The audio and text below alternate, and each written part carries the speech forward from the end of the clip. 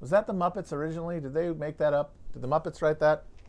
If so, kudos. It's a hell of a song. We all love to listen to it. We all love to hum it sometimes. It's fun for the whole family. You don't even have the lyrics to deal with. International. Feeling good, guys. I feel like I'm heading towards being able to articulate something on paper soon. Just put that out there because I'm feeling pretty confident. I'll be able to put something together soon in a written form.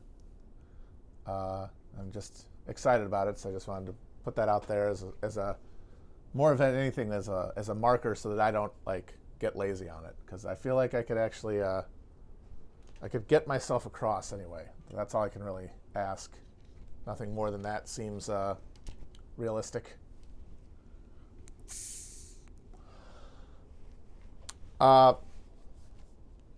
Man, I've been thinking about that O'Bungler, man.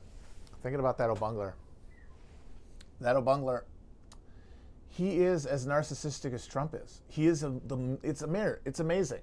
Liberals and conservatives have now created Jungian archetypes around their collective behaviors in the form of this figure of the United States president. And they have polarized around these things. And Donald Trump is the malignant, narcissistic heart of American reactionary ideology, which is, of course, just superstructural aesthetic ornament to the bipartisan neoliberal economic order that is undergirding all of it and completely depends, and is the two are totally enmeshed in and are inseparable from and cannot be removed from. And then the Democratic id, the Democratic narcissist, the Democrat who thinks he's a progressive because he wants what's best for everybody, which is really just what he imagines is best for him personally, in every sense of what I mean personally, as in personal pleasure, personal narcissistic self-conception.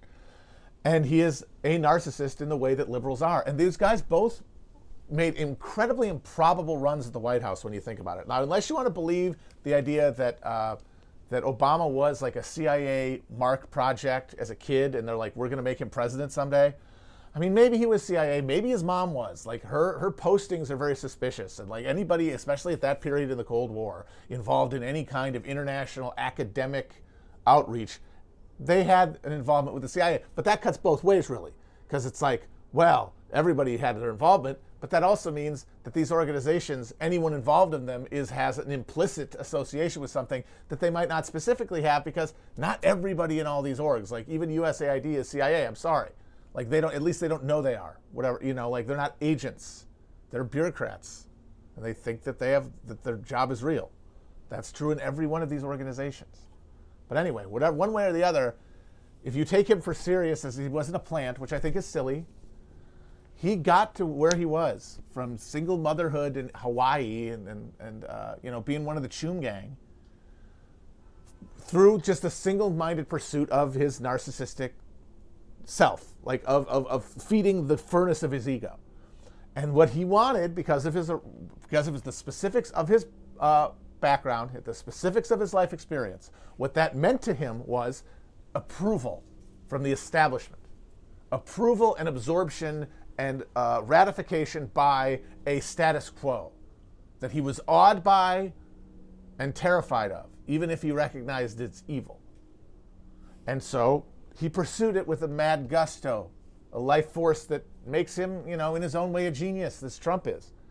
And that led him towards absorbing every status, because so as a young man powered by this desire, where do you go? Where do you go to make it in the world? You go to college. And when he went to college, he absorbed college. He absorbed it like fucking Galactus absorbing a planet. At a molecular level, he absorbed it. It's mores, it's big, because he was oh, this is how you get ahead. These are the values you hold to get ahead. This is the operating system that you move from to get ahead. And then he, embodying them, move forward. And of course, over time, that stands in for what being a progressive means, because those are the people who are progressives. They're not all sociopaths and narcissistic maniacs like Obama. They have souls, but they also have false consciousness. And so they adhere to him because they have like an emotional connection that is not substantiated by like his real position in the global exploitosphere. But him at the center, he's fine because he knows real power is always elsewhere. He is happy to just circulate amongst power like a ghost. I've talked about how Trump acts like he's watching himself be president and he isn't president. Same thing with Obama. He just didn't do it publicly. He did it through like this literary style. Trump does it 140 characters at a time. Obama does it with these fucking 700-page doorstops. It's just because he's trying to impress someone. He's trying to fucking impress someone. And that is the essence of the democratic ideology as it exists. That suffuses everyone who went to college and came out with a political idea, whatever it is. Not everyone holds it the same. Not everyone is Obama, for God's sakes. And there are people of goodwill a part of that. Hell, I'm part of it. So you can't be completely tainted. If you are, then stop listening to me completely. And sure, maybe you think that's the case. Fine. But let me just try to express this for the love of God. And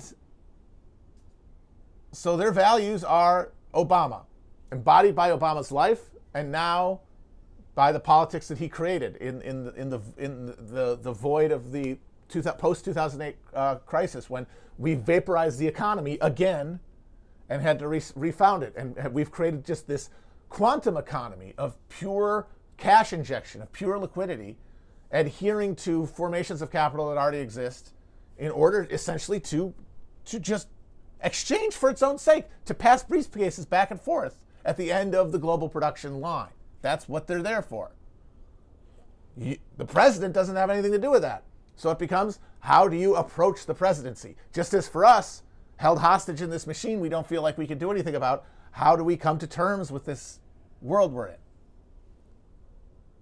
And for Obama, it is by, being the most he that he can be, like we all are trying to do. And that was his presidency, is it created this identity that was creating its antithesis in the non-college, I wouldn't say not college educated, because a lot of them are college educated, not college housebroken people. The people who, the majority of them, certainly in 2016, less so in 2020, but in 2016, his base was people who went to college, were in that middle strata, but instead of absorbing college like Obama did, rejecting it. At some level, not completely. Not completely. Like all these Republicans who voted against Trump this time, they adhere to the stuff at the base about the norms meaning stuff and democracy being a real thing and that one man would vote. And like they do believe that stuff. They just they stop believing once you get higher than that to like, well, racism is real and there's responsibility and, Rawlsian stuff. No. Things are the way they are. There's nothing you can really do about it. Trying to change things only makes them worse. You just have to try to succeed within that rubric. And that's the undergirding logic of the whole thing, and that's what you learn. But then if you're a liberal, if you have a certain sensibility, you learn on top of that, well, that can't change, but we can make things more equitable against race and against racial oppression and against gender oppression and against class oppression, which is another form of oppression. And that gets you to liberalism. That's like a Tower of Babel that ends with Obama's head on the top. Now, Trumpism, emerging out of just like the cultural organization opposed to the thesis that Obama presented in the collapse of the Bush administration and the collapse of the economy in 2008, Obama arose as this new thesis in American politics. And liberals and Democrats and socialists, because how many people who were of age at the time who are now socialists who hate Obama weren't in favor of voting for him at the time when he appeared? I was for O'Bungler. I didn't see through his lies. I was not a child either. I was of voting age. There are a lot of people who would be like, how'd you get suckered by Obama? It's like, well, you had to be there. Because you had to be there. You had to have absorbed like the psychic reality.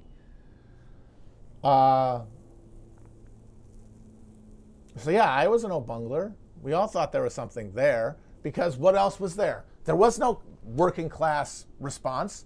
Working class had been demobilized from a social point of view, and the working class was scattered to the winds. It could not cohere in a moment of crisis. All that cohered was things that could be expressed in culture. And that means college kids created this guy Obama out of the sand like a djinn, and then he captured this whole demographic slice. And then Obama, over the course of 4 years, he created an antithesis, this thing that started among the people who went through the machine and said, okay, yeah, liberal democracy, whatever, whatever keeps the money flowing, but no, fuck the rest of that stuff and fuck your feelings. And they organized around Trump, and that created a eventual disdain for all the institutions that the college absorbs, including the ones that are actually important structurally, but over time, because it's all just a performance. Remember, this is politics, it's theater. It just gets sharper and more intense. And by 2016, just like Obama emerged almost out of nowhere to smite Hillary and against long odds, Trump did likewise to embody this new antithesis, which takes all the values that you learned past the basic stuff about this is how the money works. Capitalism is bedrock. Capitalism is immovable. The stuff that's on top of that that's negotiable, because that's the stuff you need to get a job and prosper, which is why people actually go to college. As aggregates, and not completely, I mean, if you talk why people go to college, the motivator is money. That's the through line of everyone who goes. All the other stuff is built on top of that, and is in fact college kind of advertising itself to people. It's not just about money, it's about this other stuff too. That's like saying you got new features on the fucking latest 4x4. And so a college-educated Republican reactionary still wants to make that money, still has absorbed that much. But the rest of this, even though it might be like the way that you negotiate changing demographic realities and the way that capitalism atomizes social bonds and has to replace them with just more market, which means you have to give up prejudices of all social kinds. You have to give them up in exchange for money or market participation, market replacing life, market decisions replacing individual decisions, turning you into just a circuit, a yes-no circuit.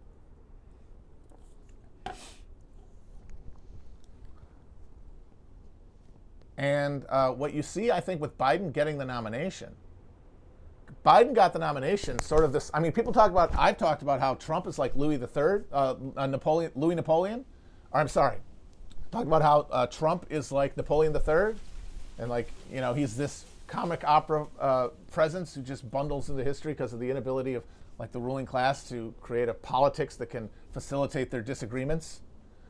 But it's really Biden. Because what happens with Biden is you see in the political sphere this coalition of people, some of them class conscious in the sense that they are aware that there's capitalism and they like it that way, the upper middle class, the successful strivers. And then at the bottom end, the people who think, no, fuck that stuff too, we do need a revolution, but are still operating from a lot of the other assumptions that they got in college that dilute their ability to organize effectively and make them kind of hostage to the Democratic Party.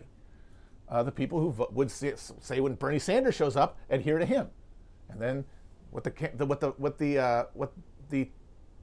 2020 primary was a civil war basically within this emergent, you know, young, diverse, college-educated demo, the one that put Obama in power and then kind of lost interest, especially, and didn't really show up for Hillary, but then freaked out because Trump won.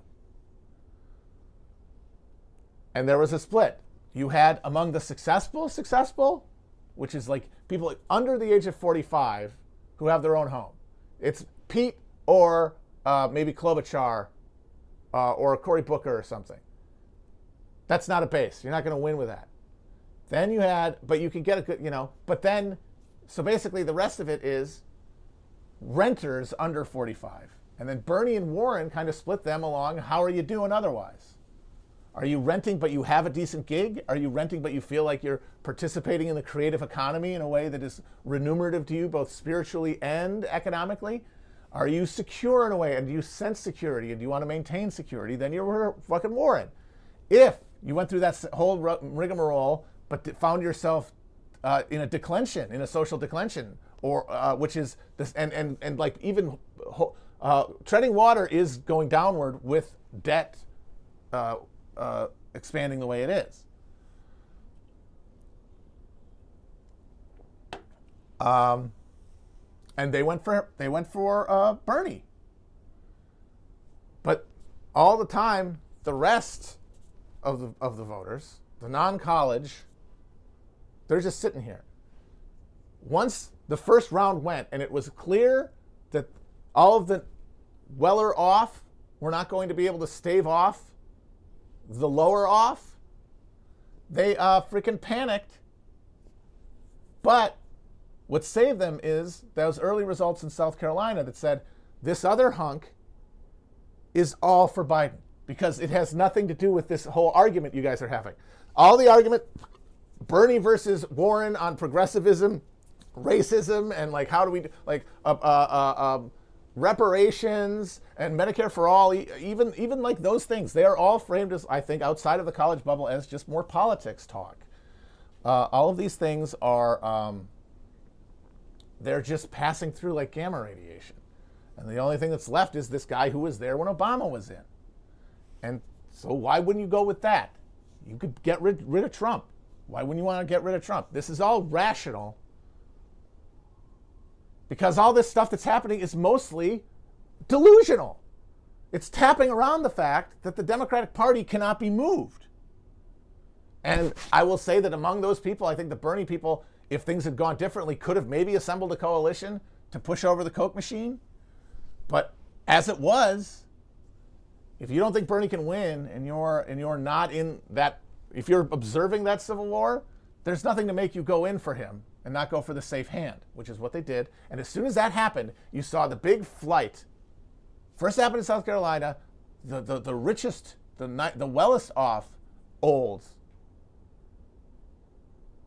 the ones who are the most class conscious, because they live class. They're for Biden. Of course they are. And they see Bernie as and a lot of them are Republicans. They don't even vote Democrat. That's how conservative they are. They see Bernie might win. What's the safe hand to stop that? It's Biden. And everybody played the safe hand at once. And then once that happened, it snapped it broke the fantasy. It broke the fantasy politics that were pervading within the bubble that I was part of. I was in the fantasy. I was ensorcelled. It broke that. I was like, oh shit, this race isn't what we thought it was at all. These coalitions aren't what we thought they were at all. But Bernie was basically fucked at that point. Everybody else, the question was, how are they going to make a deal? Everybody had a price. And we'll see how well they negotiated. Like, I think if Mayor Pete only gets like Veterans Affairs, I think he didn't do a very good job. I think he had a stronger hand than that. And maybe he's just getting cocky because he's so young. He thinks he can just like start. I don't know. I think he's fucking up, or he's dumber than everyone than he thinks he is. Which obviously I highly entertain that notion. We'll see what the Klob will get. She doesn't seem like a very she's like one of those classic people. The reason she beats up her underlings is because she kisses ass everyone who's more powerful than her. Like, that's why they do that, because they have to express their frustration somewhere, but they're cowardly kiss asses, literally. So she's going to take what they give her, and she probably already did. And Warren, of course, is either a sucker or a chump. No, that's, I guess, the same thing. I mean, just she's either cynical and just got outplayed, or she's totally earnest and is just a fucking moron. And then that like, it's like they called a truce, and then they subsumed under Biden, the same way that the fractious bourgeois under after the 48 revolution in France were eventually subsumed by the figure of Napoleon III, because they couldn't fucking otherwise agree. Fucking Orleanists and Legitimists and the fucking Bonapartists. He was the one who was able to just cut the fuck, and the constitutional Republicans and the radicals and the socialists. Absorbed it like the fucking blob. And of course you might say, well, this proves that, like, these people, these are the new ruling class. No, these are not real class categories. These are essentially, these are skins you put on in the virtual reality battledrome of politics. They are your team jerseys when you go play like paintball. That's what they are. And then you go and vote, and those votes are cast, and those are real elections that have real consequences, but all the real consequences are not discussed. The ornamental stuff is what we actually respond to, like fucking Pavlov's dogs, because it's all the only voice we can hear.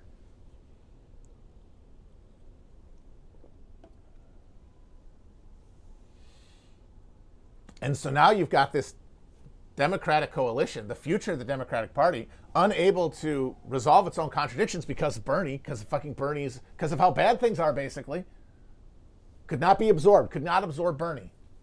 Like a fucking, like a piece of grit in a fucking oyster that turns into a pearl or whatever. There was some pearls in there, damn it. Damn it. And that means that, and this must be stressed, there is a reverse of this politics occurring in the Republican Party at the exact same time. Because there's a lot of these college-educated Republicans who come out, and they still think that they are pursuing some version of the good that isn't being a profit-maximizing goblin, that is not being an instrument of capitalism. They have a sense that they are being alienated. They have that same combination of material pain and guilt that has to be put somewhere that is inculcated by the college experience. And they have to express it somewhere. And they find enemies and they want to fight them. And as conditions get worse, the enemies are harder and harder to mistake. It is the Leviathan of capitalism. That's why we see this acceleration of anti-Semitism, because you've got to find an alternative explanation because you're on the right. Remember, you still say that the hierarchy is right, and I believe in my position in it, and I will defend it.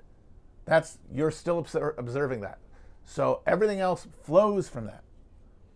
And so you have to get into more and more like contortions to imagine that you're like defending like real culture against an encroaching globo homo like United Nations shit. Like this is any different than the fucking John Birch Society? It's the exact same argument from 1954. But you have to do that to find purchase, to find a reason to care about this stuff, because you know everything good, even at your point in the fucking hierarchy, is going away. Because you probably are a renter too. And if you're not, you know your kids are. And you're aware of precarity, except at the very top where you're just making the bet of, oh yeah, the people who give me money, give me more money. And man, the people I see talking about how like Donald Trump was a anti-war president, you respond to that, you say he's bombed the hell out of everybody. He escalated bombs over everybody. He's done more drone strikes in one term than Obama and Bush did. And their response is, yeah, but what have Hillary done? Or what do you think Biden's going to do? In this moment, that is indistinguishable from a liberal defending Obama's drone policy, because what would have McCain done? The exact same ideological conditioning tool. And it operates in the same way, which means all that righteous, like socially generated right-wing populist energy that people like to jack themselves off exists, like this sleeping leviathan of white working class solidarity. When it gets expressed politically, it gets expressed as this stupid, petty bullshit, fighting about who to blame for what's wrong. And it'll never get to capitalism because it is entertainment. Because everybody involved has made the decision that even though they say they believe in things, and they say they have ideology, and they say they're trying to fight for a better future. Remember, right-wingers think this too. They just have a different idea of what it is.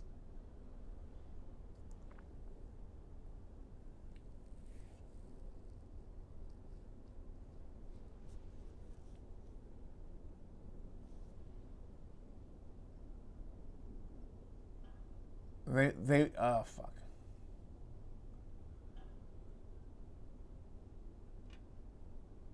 Oh, fuck.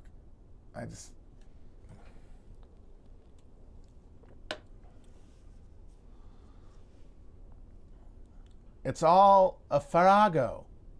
People will choose continuing to pleasure themselves through observing and participating in the social media spectacle of politics as consumer and creator than do anything that sacrifices their personal pleasure. And I include myself in this.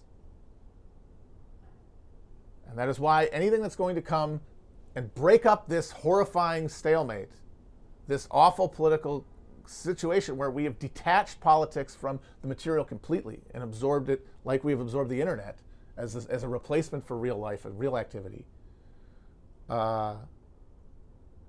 is going to come from outside of it. And I've obviously very,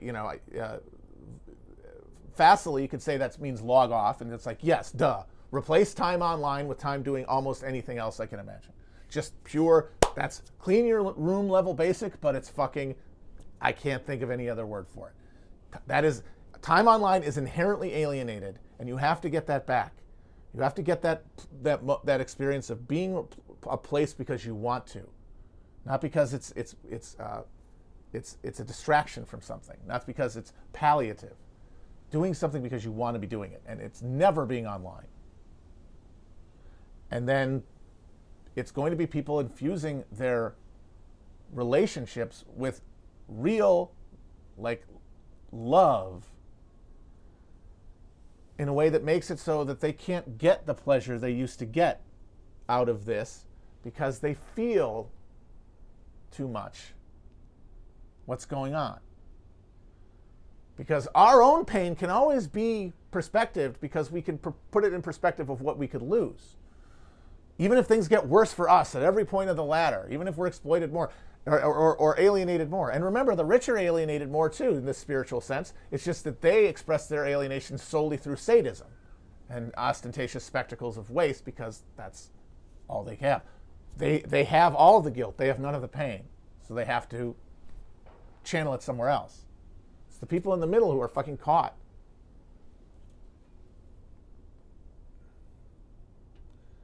And the only way to break out of that is to detach your libidinal package of desires, which are mostly created by capitalism, like as in root and branch, like your pituitary development is like wrapped around a spectacle, a capitalist spectacle. Like you're turned into a Cronenberg creature before you even get hair on your balls. And then and then that to you is the sum total of good. Like we extrapolate all of our abstract ideas about what the best is, what's good, what's bad, what love is, what does that even mean? We get them from our own experience of what those things mean. And they are alienated even from ourselves. And only by unalienating time can we unalienate our relationships. And I'm not saying completely, I'm saying to a degree that can allow us to be where we want to be with who we want to be with. And when you are where you want to be and you are with people who want to be with you, that's where the magic happens, baby. For real, baby. I know I'm sounding like Jim Jones right now, but I think that that's true. But of course, the thing that makes me not Jim Jones is I don't say the answer to this is follow me to Guyana. The answer to this is to be continued.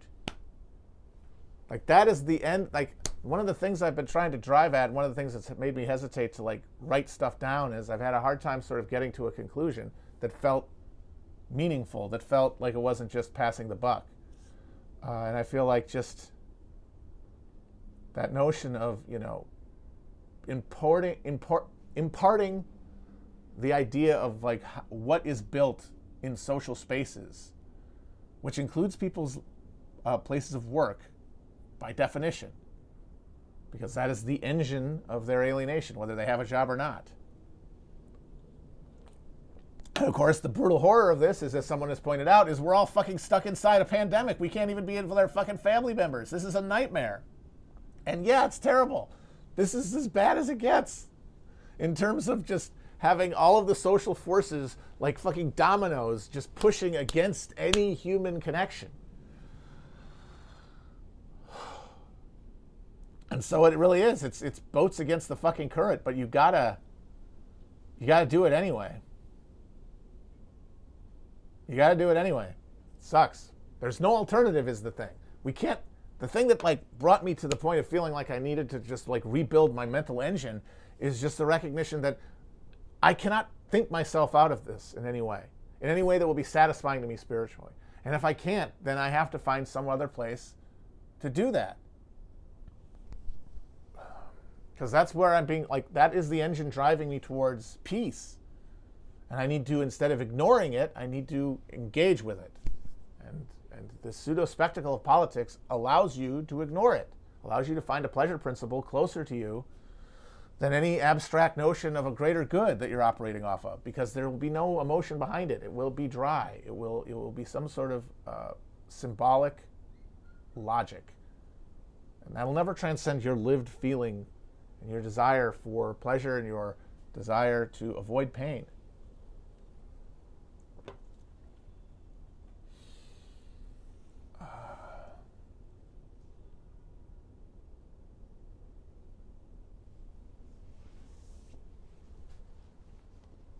Iron and salt debates.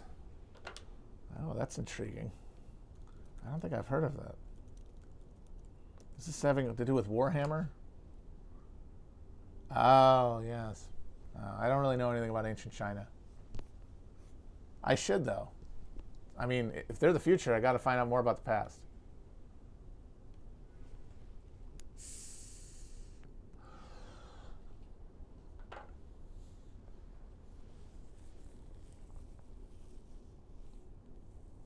Half of the chat is trolling the other half. That doesn't seem like healthy behavior, but it's okay.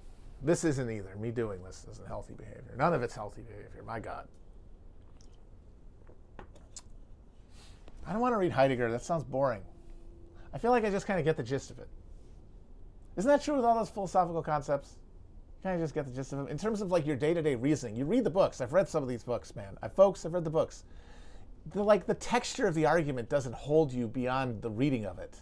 You end up just with like these placeholders. Unless you're gonna, every time you're engaged with the issue, stop and reread it, you're not gonna do that. So what you're really operating off of is the echo. Everyone's operating off of just this like echolocated, socially distorted version of a thing they remember reading.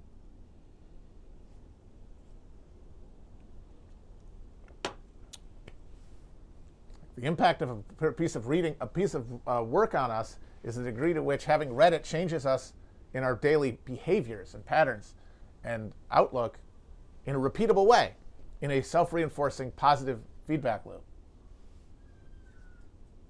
As an engine of presence, of mindfulness, as awful as that word is, and as cheapened by capitalism as it has become, as all concepts are.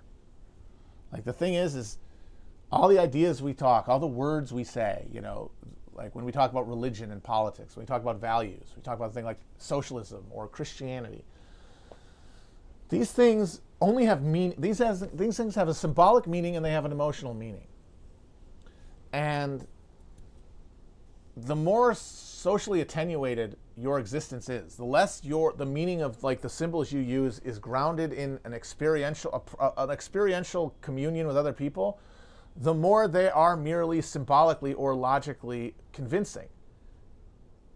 Which means that when you get into a conflict between resolving a question towards answering it, or resolving a question and therefore having to maybe do something you don't want to do, and just keep having it because that's more fun, and it's filling up the same psychic slot in your head towards political action and political activism and political self-fulfillment, you're going to pick that. And that includes me. That's why I made a fucking podcast. Because it was easier and it was more fun. And it will always be more fun and easy to post. And the sacrifice has to come not from a logical proposition that you pose yourself. It has to come from a place of, dare I say it, love, where the love is transcendent of your individual sense of consciousness, where your ego has been reduced in your calculation of value. That's the John Brown spirit I'm talking about, where it was not the violence that he carried out that mattered, really. That was a tactic. What mattered was that he was willing to sacrifice himself with actual efficacy in a way that others weren't. I've said this before, but John Brown was the synthesis of the two strains of anti-slavery politics that emerged in the antebellum American North. You had abolitionism, middle-class phenomenon centered in cities like Boston, of doily, bored rich people who saw slavery as a moral horror, which boiled down to, because they're still participating in the system and they don't really challenge its ability it in any meaningful way because they don't operate from any awareness that or desire to abolish class anyway. That boils down to impoliteness. It's a moral horror, but it's because it's gross. I'm not saying these people weren't good. I'm not saying that they didn't operate out of pure hearts, but like their pure hearts were wrapped around a definition of good, of morality that was desacralized by the experience of being a middle-class urbanite. And it was replaced with this abhorrence in manners.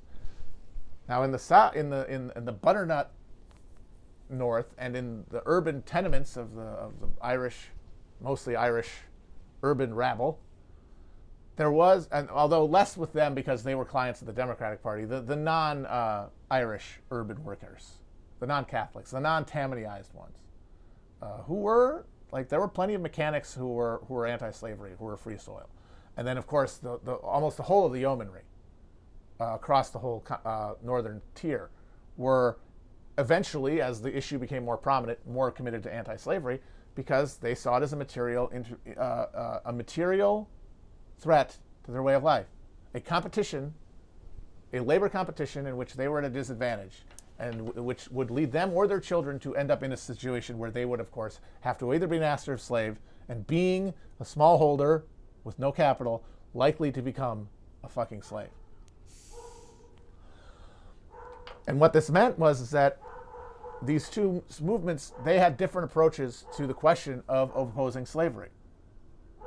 The abolitionists had a general theory of moral suasion. Like, that was the Garrisonian school. Proselytize the awfulness of slavery, and eventually people will realize how horrible it is because of the power of our oratory, and it will make them stop doing it.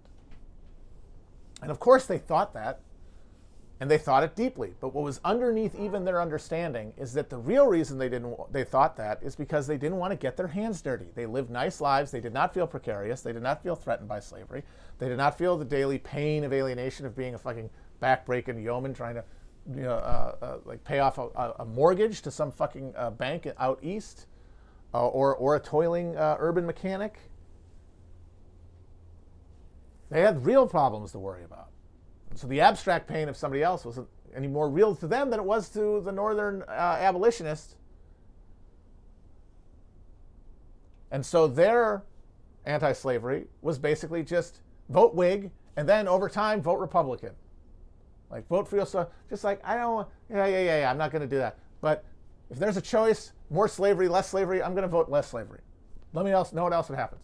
Then, of course, the South says, oh, yeah, no, we're going to get rid of the Union. And they're like, oh, I guess we got to throw hands. And out of the war, anti-slavery sentiment became real because the bloodshed and the experience of it actually made it real. But before that, it wasn't there. What consecrated what catalyzed that opposition to slavery, which was attenuated because it was divided in a way that the Southern pro-slavery aristocracy was completely undivided, was John Brown fusing the real pain. I mean, this guy was miserable. He made attempts at being a speculator, like a lot of people did in the Ohio River Valley, I believe, or the Western Reserve, and he speculated on land, but he was ruined by the 1836 panic. Thank you, Martin Van Buren. Martin Van Ruin, more like it. And he was broke the rest of his life. He was constantly hounded by debtors. He was in court all the time. He went to fucking England on a cockamamie scheme to manipulate the wool market and ended up eating shit and owing everybody money. He was always on someone else's tenterhook. He was his closest thing, even though he had his own property and he had farms that he worked, either gifted to him by Garrett Smith or owned outright before they were taken from him. He was working for other people, even in that capacity. And he was always tenuous. But and so he had the rough manner and the willingness to take questions to the extremity posed by his own suffering. He also lost 11 of his 20 children, I believe, in childhood, or dying before him, including a number of them who were killed in his war against slavery, either with him at Harper's Ferry beforehand in Kansas. Fred, for example. it was like real human, like real experience consecrated his pain, and he expressed it towards an institution that was offensive to the human spirit at a level that only he really could sense because of the wealth of the depth of his pain and his connection of that pain to the pain of others. That spiritualized understanding that the swells in Boston said they had mouthed, but for most part, at the end of the day, didn't really believe. Because remember, these guys weren't really Christians for the most part. They were Unitarians by this point. They were all like Emersonian transcendentalists. Their faith was weak tea. They did believe in the brotherhood of man, but they were ideas, as they are to us now. Like, these were our predecessors. Like, this is the favored class. This is the buffeted, costed, favored, like, middle strata class that's like born up through the tides of history until now, at which point the thing is capsizing. But on the bedrock was their wanting to preserve their comfortable position. Brown had no comfortable position, so his moral horror at slavery and his religious horror at slavery was a live wire. It was grounded to a well of real pain that was connected to him and his family and the people he loved the most. And that drove him to break a stalemate that was always being settled on the side of slavery because the slavers wanted it more. They were on the precipice of winning the Kansas battle because they wanted it more. Because they had a unified working class that as a whole and a social order that did away with any of the niceties surrounding this as an issue. Either because there is no social opposition to it, at least wherever planter economies were hegemonic, they were hegemonic in the creation of the entire social order around them. And the alienation of the smallholder of the South, the white smallholder of the South, was as ideologically ensnared as it was in the North, just towards the planter position. And there was no real opposition.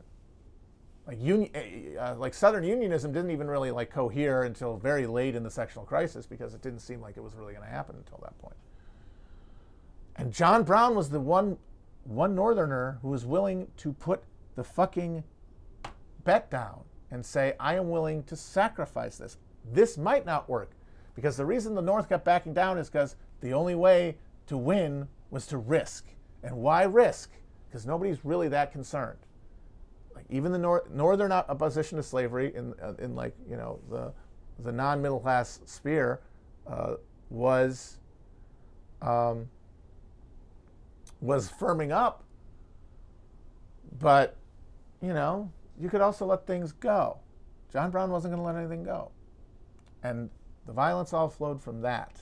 And you can question the tactical necessity of it, but you cannot question the morality. It's more moral than anything any of us have ever done. And I think even tactically, you got to say it worked. You know, they hang him in 1859. Within 2 years, the guy who sentenced him to hang was in a federal jail after having been taken off the CSS Trent, trying to go to negotiate with the British. The world can turn upside down, but you're not going to live to see it.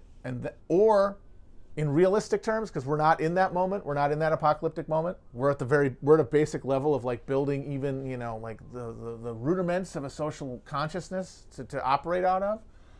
So there's no need for that kind of thing. There does no need to be a willingness to sacrifice in terms of just letting go of some possibility for personal selfish pleasure, which is always going to be more real. And I'm as implicated by this as anyone, and I hope that I can find a place to put that energy and feel like I'm doing something with it.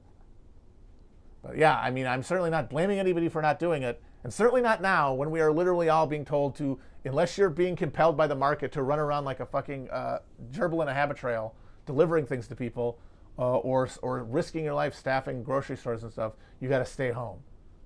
So nobody has any position to do anything other than just be compelled either to ignore things by distracting oneself, or just being distracted by the brutal reality of having to, you know, work 15-hour shifts or whatever the fuck people have to do now.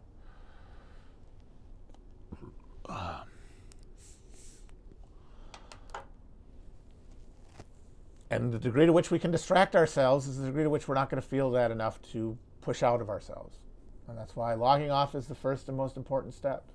All comes back to this, as banal as it is. It's like the hope is that with each circuit, like you intensify the feeling around the thought so that when you think it more powerfully than you thought it before. You're amplifying. You're like charging it with psychic energy. You're ensorceling it. You're giving the word or the phrase an actual like psychic energy. And that happens through repeated like reaffirmations of the truth of it and the necessity for it. And that's what I think I'm doing with these. I hope it's having some echoing effect on those who listen, but I don't know. Obviously, all of my reasonings related to my life are filtered through the same thing. And as much as I say that I'm trying to build a sense of love that goes beyond myself, I am certainly not there. I certainly struggle with the desire to just listen to the fully structured. I mean, I went a long time operating on autopilot that way. And so I'm bucking a lot of programming. And so all my reasoning this way might very well be like, and yeah, but you know what? Right now, you really can't do anything. But I got to say, right now, I really don't know what I can do. Like, as in there's a virus going. But one of these days, this thing's going to stop. And I hope that the people, we have used this time wisely, is I guess what I would say. Is that we have used this time, if we have it, and a lot of people don't. And that's terrible. But if you have it, use it wisely. Now, whatever that means cannot be prescribed. Because at that point, you're just operating off of some flimsy, rickety bullshit ideological construct that's really just designed to like improve your take position in the cloutosphere. It's not based on anything more than just motivated reasoning and selfishness.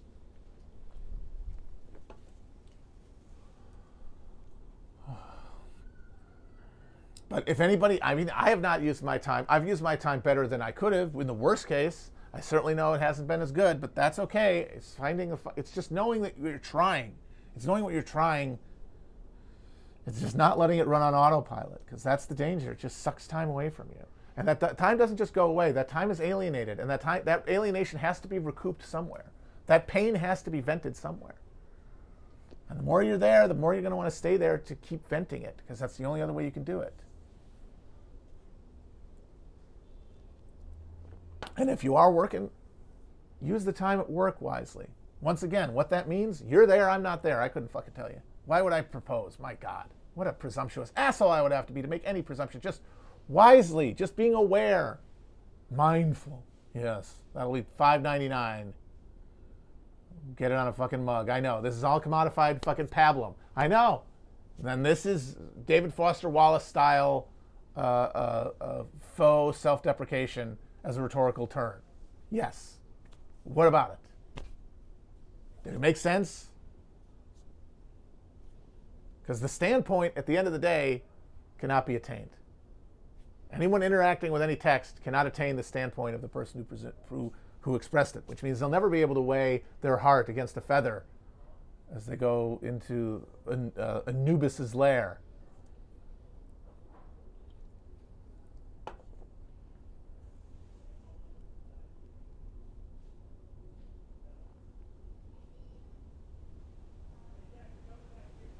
So yeah, it's a very tough place to find yourself at any end of this.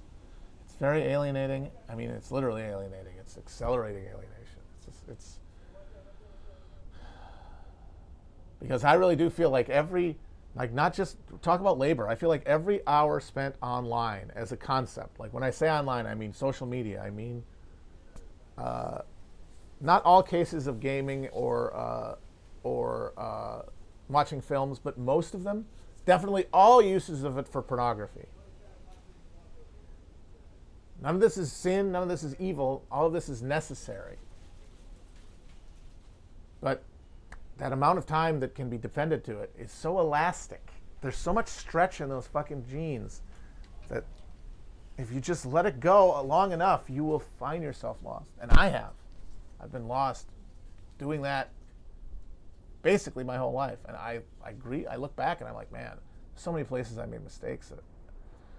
Where could I have been if I'd done X, Y, or Z differently. But the thing that I remind myself is that I'm only here because all that happened, and I have no idea what the fuck could have occurred. What kind of catastrophes could have intervened? How I would have responded to the stochastic terror of life in a body.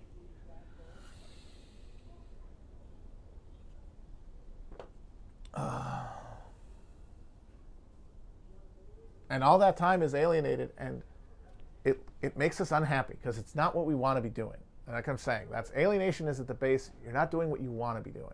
And of course, what is want? But I think that want is so deformed that even doing what you think you want to be doing is not doing what you want to be doing, if that makes sense. And I think, come on, that makes sense, right? Because what you want to be doing is just programming. It's just, it's just the options presented to you. Here's the one you want. It's like when they gave the different magazine covers to Eric Trump, and he got to pick one. That's what his job at the Trump News magazine. And they go, and we really like this one, and they put it towards him, and he goes, that's the one. And then that is what we want. I was like, yeah, we want it. We want it. I'm not going to deny anybody's lived experience, but we want it as consolation. We want it as soporific. We want it as balm for an underlying injury, which is unaddressed. And going unaddressed continues to supplicate and fucking weep pus. And that has to be expressed somewhere. And one way it can be is to turn all of those bad feelings into spectacleized amusement. And in politics, this is where it all comes together. In politics, the infliction of pain. The vicarious infliction of pain on others. People that are responsible for why things are bad. Things are bad, they cannot be changed because we cannot change them, because we cannot operate out of anything other than self-interest. We are the homo economicus that the fucking Chicago boys made us. We cannot break this programming. And as such, we are doomed. Whose fault is this? And the Trump people say it's these fucking Jews and your fucking fancy talk. All the guys making us feel bad about just being kings, about making that money. All you just nagging little fucking chirpers, chirping. Your fault. You threw off our fucking aim. We were vibing, and you fucked it up. And of course, the broad Democratic response is no. It's you, racist, misogynist, white male demons. You Yakubian monsters. You are the ones who poisoned the fucking garden, not Eve.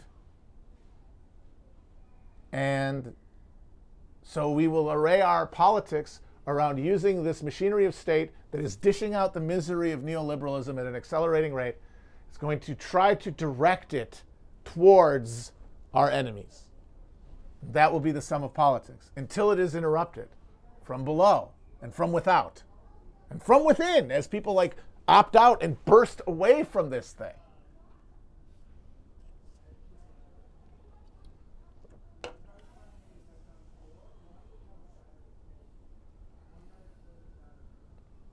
I have not read Corey Robbins' book on Clarence Thomas.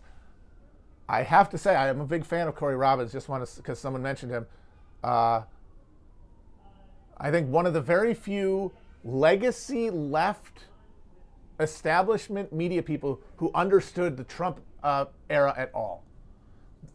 People seem to just like, people who have a real grasp of every moment until that, just like his election short circuit their brain. Rick Perlstein is an example of this.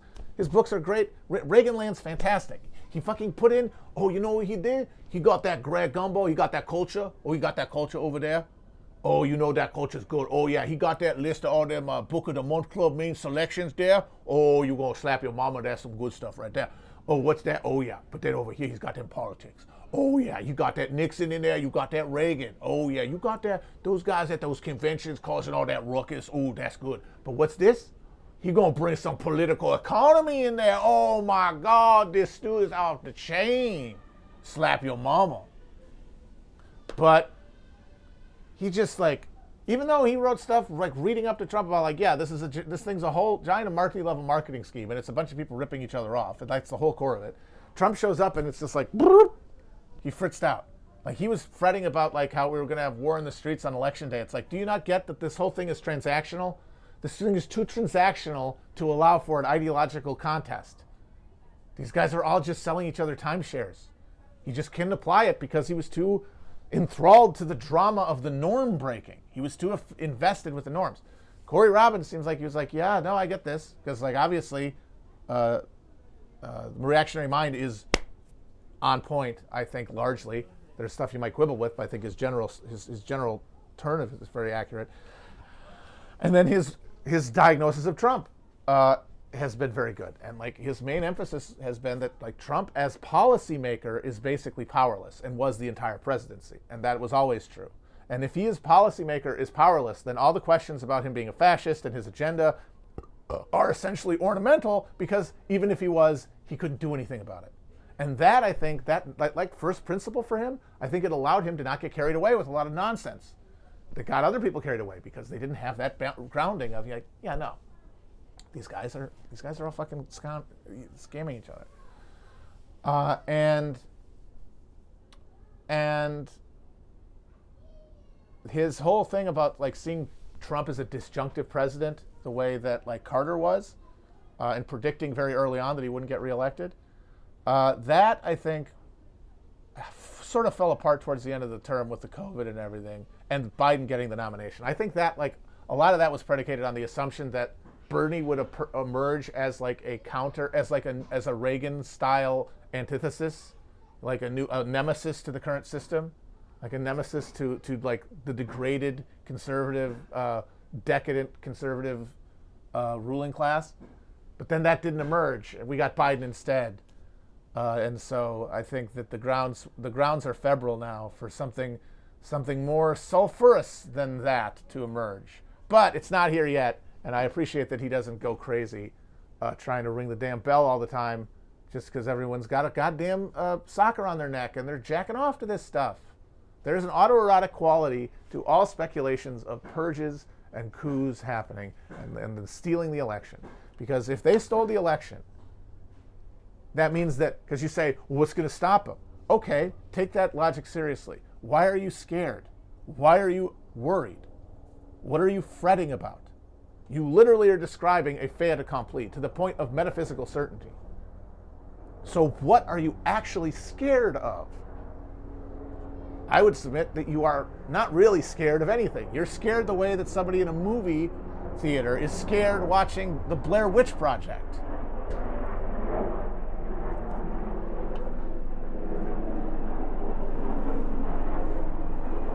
That is what I would say. And of course, people get mad at you because they'll say that you're denying their lived experience. And that is one of the mystifying horrors of this current moment, this cultural turn, this like autoimmune system kick in as capitalism gets more and more extractive, and the superstructure has to find new and impressive ways to explain it away. Your lived experience doesn't really mean anything because it is not yours. You are constitutive of an entire matrix of ideological formation that tear apart your very idea of ever even imagining yourself a unified being that can express a desire or have a point of view. Only through the accumulation of these things, lived experience, at the population level, can there be grasped any sort of intelligible pattern. You filter out all the bullshit. You filter out the bullshit. And that is what comes from mass organizing, which, that's easy to say, but it's still the only thing we're going to get. And a lot of people say, a lot of arguments online really boil down to like, how do we get that mass movement? And it's like, yeah, you can't plan your way there because these mechanisms are broken. But if it emerges, like I said, that's how it's going to emerge.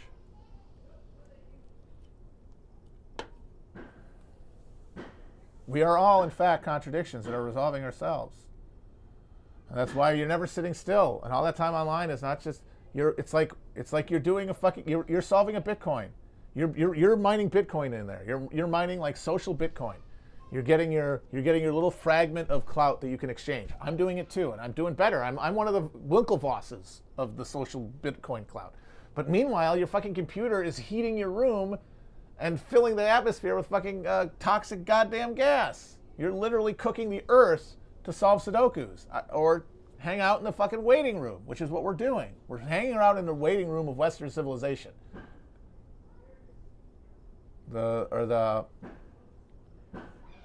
Waiting for like DOA to get called.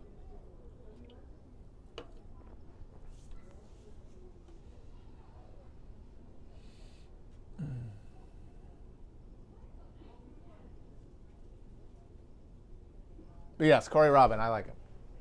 Indeed. I would like to read the Clarence Thomas book because I think Clarence Thomas does make sense. Like people have a very hard time analyzing him. And I think that Robbins, from what I've read some articles and excerpts, I broadly get him as saying like, Clarence Thomas is a black nationalist. Clarence Thomas is operating off of coherent political objectives and theories that arise from an acceptance of a racial pessimism, an acceptance that there can be no multiracial democracy. Like, he believes that. He believes like Afro-pessimism. But he also believes a lot of other stuff, and built up together, it turns into his political ideology. His political ideology expressed through his judicial decisions and votes.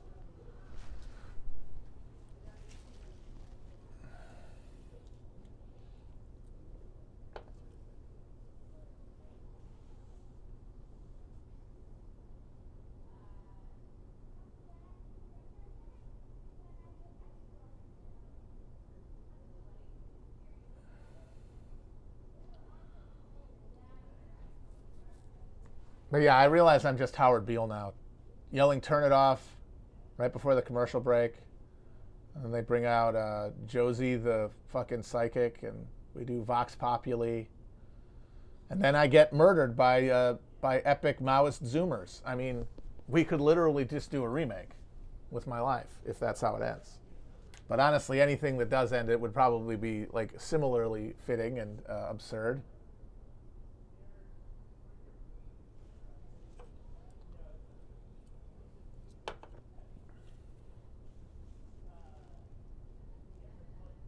Yeah, like the thing about that network shit is that you got to take it all the way. And if you take it all the way, so like, no, all of this is entertainment. Like everything that doesn't directly connect to you, your sustenance as a person, your tearing from the earth's bounty, your ability to sustain yourself and your family members. Everything that isn't that in this social order, at the end point of the conveyor belt of the global economy, the big open mouth at the end of the thing, Homer Simpson eating the fucking eating the fucking donuts in hell, that means it's all just pleasure because we have a baseline protection from the worst of full immiseration. And you say, yeah, but like there are so many people in this country who that's not true of. Correct. But they aren't part of the we. They're not part of our body politic in the way that we conceive of it. They're not participating in it because they have been let go. Because the way we normalize is by when horror happens, we localize, we cut it off, and we just create a new class of people who are no longer within the continuum of our moral consideration. Not at the same level. Even if we feel for them, we feel for them at an abstraction, at a distance that we don't feel for people who are closer to us in a sense of citizenship. And that's because the more we feel their pain, the more we can't distract ourselves. So we have to damp it. We're not doing it on purpose. It's our spiritual sense, our antenna are dampened out of self-protection. Because if we didn't, if we could feel it, if we could feel the real declination of people, just the people around you in a city, the people around you in a town, the people that make up the country that you live in, the people who make up the world you live in, you would not be able to indulge in the compensatory spectacle observation and engagement that we are all doing.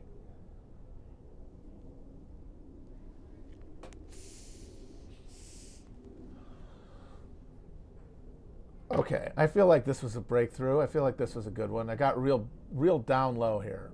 Got to the gritty. I realize, though, a lot of people are going to say, you sound crazy.